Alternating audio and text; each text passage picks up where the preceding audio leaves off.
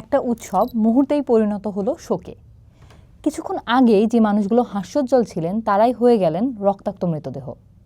বাংলাদেশে রাজনৈতিক হত্যাকাণ্ডের বহু ঘটনাই ঘটেছে, কিন্তু আজ থেকে ৩২ বছর আগে ১৯৯৪ সালে ৩১ জানুয়ারি লালবাগ হত্যাকাণ্ড ছিল রোমহর্ষক। নির্বাচনী বিজয় উৎসবের মিছিলে ব্রাশফায়ার করে মানুষ হত্যা আজ থেকে ৩২ বছর আগে গোটা দেশের মানুষকে নাড়িয়ে দিয়েছিল, শোকাতুর করে তুলেছিল। ১৯৯৪ সালে জানুয়ারি মাসে দেশের ৪ সিটি কর্পোরেশনে প্রথমবারের মতো নির্বাচন অনুষ্ঠিত হয়। মেয়র নির্বাচনের সঙ্গে কাউন্সিলর নির্বাচনও অনুষ্ঠিত হয়।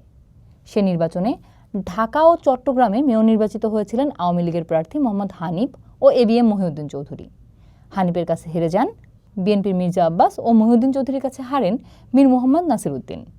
রাজশাহী ও খুলনার মেয়র পদে জয় পান বিএনপির মিজানুর রহমান মিনু ও শেখ তৈয়বুর রহমান।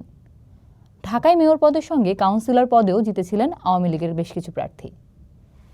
লালবাগ এলাকা যে ওয়ার্ডে পড়েছে সেই ৫৯ নম্বর ওয়ার্ডে কাউন্সিলর হিসেবে বিজয়ী হয়েছিলেন আওয়ামী লীগের হুমায়ুন কবির। নির্বাচন অনুষ্ঠিত হয় ৩০ জানুয়ারি। নির্বাচনের পরদিন ৩১ জানুয়ারি বিজয়ী কাউন্সিলর হুমায়ুন কবিরের সমর্থকেরা এক বিজয় মিছিলের আয়োজন করেন। হৃদয় বিদারক এই হত্যাকাণ্ড ঘটে সেই বিজয় মিছিলেই।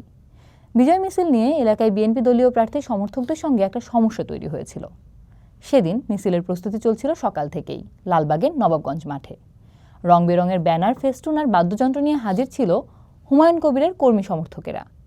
সেদিন লালবাগে এসেছিলেন সে সময়ের খাদ্যমন্ত্রী ও লালবাগ সংসদীয় আসনের সংসদ সদস্য বিএনপি নেতা মীর শওকত আলী।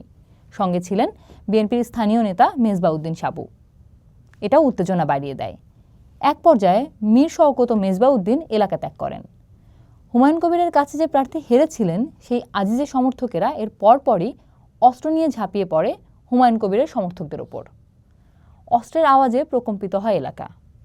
মুহূর্তেই গুলিবিদ্ধ হয়ে ৩০ থেকে ৪০ জন মানুষ মাটিতে লুটিয়ে পড়েন। উৎসবমুখর লালবাগ ও নবাবগঞ্জ মাঠ পরিণত হয় বধ্যভূমিতে। গুলির শব্দে সেদিন গোটা লালবাগে ছড়িয়ে পড়ে আতঙ্ক। লালবাগ হত্যাকাণ্ড সারা দেশে তোলপাড় সৃষ্টি করেছিল। বাংলাদেশের রাজনৈতিক হত্যাকাণ্ডের ইতিহাসে সেই লালবাগ হত্যাকাণ্ড ভয়াবহ ঘটনা হিসেবে থেকে গেছে চিরদিনের জন্য। রাজনীতিতে মতাদর্শের পার্থক্যে বিতর্ক হতে পারে, কথার লড়াই হতে পারে, কিন্তু তাই বলে হত্যাকাণ্ড, তাও এমন নৃশংস কায়দায়। সেদিন ঘাতকের বুলেট কেড়ে নিয়েছিল ৭টি তাজা প্রাণ। আহত হয়েছিল ৩০ থেকে ৪০ জনের মতো মানুষ।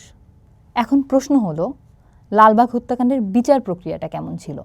এই নৃশংস হত্যাকাণ্ডে কি কারো শাস্তি হয়েছে?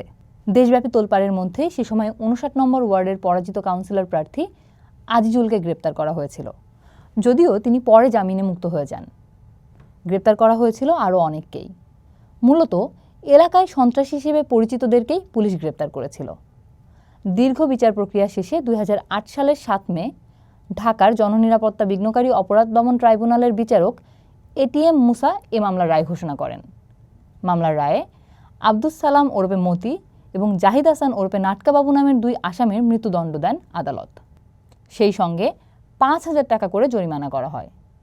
এছাড়া আব্দুল আলিম ওরফে শাহিন, মুনির পাটোয়ারি, মাহাতাব হোসেন, দেলোয়ার হোসেন ওরফে আন্ডা, আমির হোসেন, দিল মোহাম্মদ মতি, কালু ওরফে কাল্লা, মোজাম্মেল ও মুন্নাকে যাবজ্জীবন কারাদণ্ড ও ১০,০০০ টাকা জরিমানা করা হয়। অনাদায়ে আরও ১ বছরের কারাদণ্ড দেন আদালত। পরে হাইকোর্ট ৭ খুনের মামলায় ২ আসামির মৃত্যুদণ্ড, ৯ জনের যাবজ্জীবন এবং ১ জনের ১০ বছরের কারাদণ্ড বহাল রাখেন। আসামিদের আপিল ও ডেথ রেফারেন্সের শুনানি করে বিচারপতি কামরুল ইসলাম সিদ্দিকী ও বিচারপতি এ কে এম জহিরুল হকের বেঞ্চ ২০১৪ সালের ২৪ জুলাই এ রায় ঘোষণা করেছিলেন।